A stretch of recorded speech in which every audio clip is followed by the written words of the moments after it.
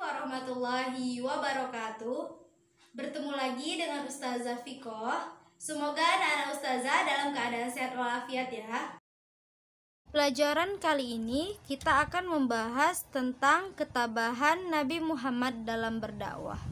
Baiklah, di sini adalah ketika Nabi Muhammad SAW mendakwahkan Islam. Sebelum kita membahas tentang dakwah, apa sih itu dakwah? Dakwah itu merupakan kegiatan yang bersifat mengajak dan memanggil orang untuk beriman dan taat kepada Allah Subhanahu wa taala.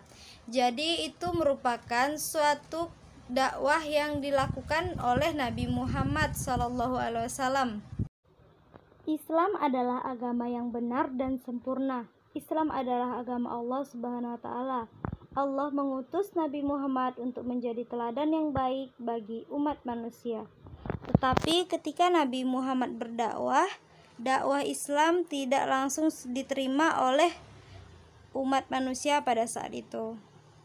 Dakwah yang disampaikan oleh Nabi Muhammad bukanlah berasal dari akal pikirannya, tetapi apa yang disampaikan oleh Nabi Muhammad itu berasal dari Allah Subhanahu wa taala sebagai petunjuk bagi umat manusia. Dalam dakwahnya, Nabi Muhammad melakukan dakwah secara sembunyi-sembunyi dan yang kedua dengan cara terang-terangan. Dakwah secara sembunyi-sembunyi merupakan dakwah yang dilakukan secara diam-diam selama 3 tahun. Orang yang menerima dakwah Nabi pada saat itu hanyalah kerabat-kerabat Nabi atau keluarga-keluarga Nabi. Pada saat dakwah secara sembunyi-sembunyi, hanya beberapa orang yang bersedia menerima ajaran Islam. Mereka itu disebut dengan as-sabiqunal awwalun. As-sabiqunal awwalun merupakan orang-orang yang pertama kali memeluk ajaran agama Islam. Siapa saja orang yang termasuk dalam as-sabiqunal awwalun itu? Yang pertama itu ada Khadijah, yang kedua Ali bin Abi Thalib, yang ketiga Abu Bakar, yang keempat Utsman bin Affan, yang kelima Zubair bin Awam, yang keenam Abdurrahman bin Auf, yang ketujuh Sa'ad bin Abi Waqqas, yang kedelapan Thalha bin Ubaidillah, yang kesembilan Abu Ubaidah bin Jarrah, yang kesepuluh Arkam bin Abil, yang kesebelas Zaid bin Harisah, yang kedua-belas Ummu Aiman. Yang kedua, dakwah secara terang-terangan. Nabi Muhammad menjalankan dakwah secara diam-diam selama 3 tahun. Kemudian turun perintah untuk menjalankan dakwah secara terang-terangan. Perintah itu terdapat dalam surah Al-Hijr ayat 94. Nabi Muhammad SAW kemudian melaksanakan perintah itu. Akan tetapi kebanyakan orang itu menolak ajaran Nabi Muhammad. Sejak mulai berdakwah secara terang-terangan, Nabi Muhammad mendapat tantangan dari kaum kafir Quraisy.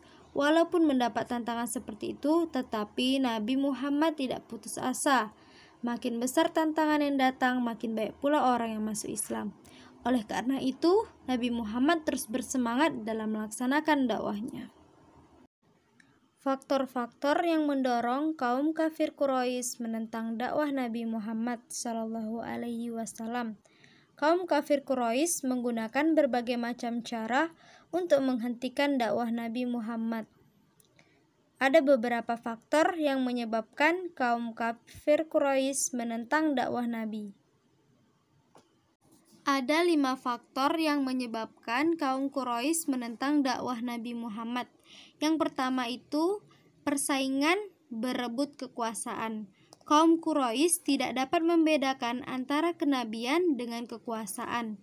Mereka itu menganggap bahwa mengikuti ajaran Nabi Muhammad itu berarti telah tunduk kepada Nabi Muhammad. Padahal tidak. Faktor yang kedua ialah hilangnya kasta.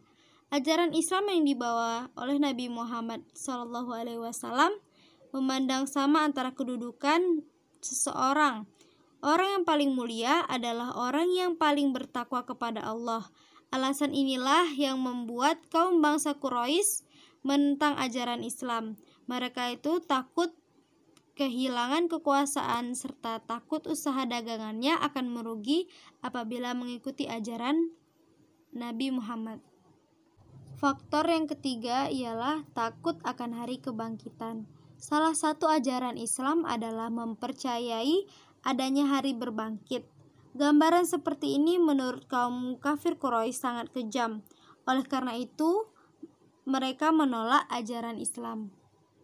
Faktor yang keempat ialah hilangnya perdagangan patung. Salah satu usaha atau mata pencaharian masyarakat Arab pada masa itu adalah memahat patung yang menggambarkan berhala bernama Lata, Uzza, Manat, dan Hubal. Agama Islam yang dibawa oleh Nabi Muhammad SAW melarang manusia menyembah berhala. Dengan demikian, penjual-penjual patung itu merasa rezekinya terhalang oleh ajaran Islam. Oleh karena itu, mereka menentang ajaran Islam.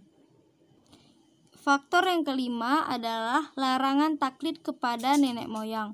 Mengikuti perbuatan nenek moyang merupakan kebiasaan yang telah mengakar dalam masyarakat Arab. Hal itu termasuk dalam peribadatan. Oleh karena itu, mereka sangat berat untuk meninggalkan ajaran nenek moyang dan mengikuti ajaran agama Islam. Baiklah, sekian dari pembelajaran Ustazah pada hari ini. Jangan lupa membaca bukunya kembali agar mengingat pembelajarannya ya. Wassalamualaikum warahmatullahi wabarakatuh.